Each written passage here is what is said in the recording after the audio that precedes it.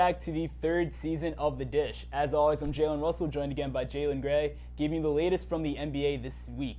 Now, in the Western Conference, people have that race pretty much down to three teams. You've got Golden State, San Antonio, arguably OKC. We'll have to see how that game goes on Saturday. Yeah. But in the Eastern Conference, people have pretty much anointed Cleveland as the number one seed, as the guys that are obviously going to come out of the Eastern Conference. Do you think anyone has a shot to actually unseed them? No, not at all. You cannot blame these people for, following the trend in history. We've seen LeBron James in the finals the past 5 years. He may as well be the ambassador for the Eastern Conference. And, I mean, Toronto is second in the East right now. Only 2 games back? Yeah. Who has, I guess, the greatest shot of dethroning them, but Absolutely. They usually choke in the playoffs. I mean, Kyle Lowry, DeMar DeRozan, Terrence Ross, none of them shot over 40% from the field last year in the playoffs, and they got swept by the Wizards. That's true. Now the Wizards aren't going to be there. I think the Wizards are one of the only teams that match up extremely well with these guys because they're so guard heavy. DeMar DeRozan and Kyle Lowry, though, are playing at another level this year. Arguably, I'd say their duo is up there with how Kevin Durant and Russell Westbrook are playing right now. Just the way they play defense, the points that they're putting up, the chemistry they have. I think they're one of the most dangerous teams in the playoffs this year, and especially with all the turmoil going on in Cleveland with them switching coaches, now to Tyronn Lue, whose most famous moment is getting stepped over by Allen Iverson. It's not going to change anything. I think that they have a legitimate shot to unseat them.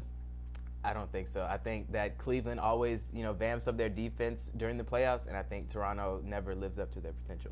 That's true. They have typically suffered. We'll have to see, or stumbled a little bit in the second half of the year, and especially in the playoffs. We'll have to see how they can continue throughout this year with their big three, Valanciunas, Kyle Lowry, and DeMar DeRozan.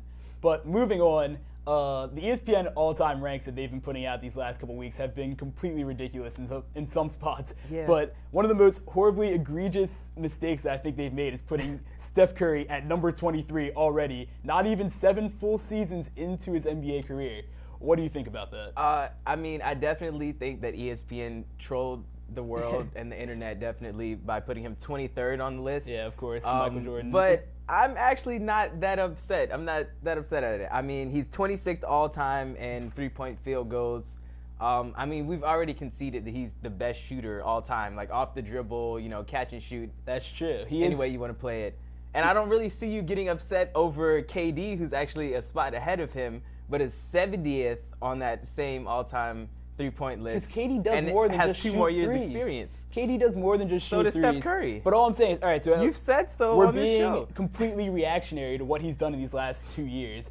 And we're being complete prisoners of this moment. So when Frank Ocean dropped his album, Channel Orange, were you saying that he's one of the best singers of all time with Stevie Wonder, James Brown? It was a great album. But the thing is that in that moment, people were like, oh, this is great. But you don't put that all time and just throw him into top 5 categories and stuff like that. He put on one of the best campaigns we've seen of an MVP last year, and he's gotten better this season. That is absolutely true. There's nobody true. Even close to him in the MVP race this Absolutely true. But outside those 2 seasons, what else has he done? He's averaging 20.3 points per game, 6.7 assists. Now, those are good numbers, but top 23 all-time numbers, not even close.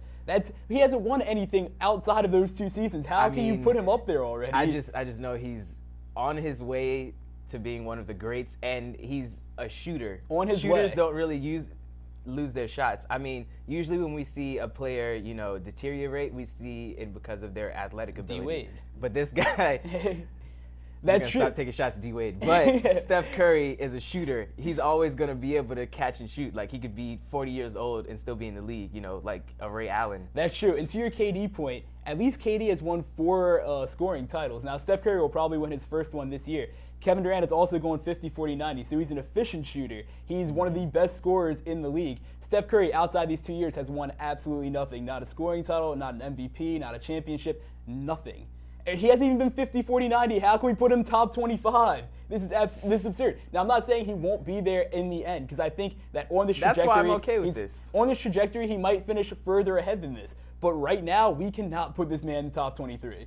It's completely egregious, and ESPN completely lost its credibility on this NBA rank off that. I think you're completely overreacting. But that's all we have for you this week. Thanks for watching. Have a good week.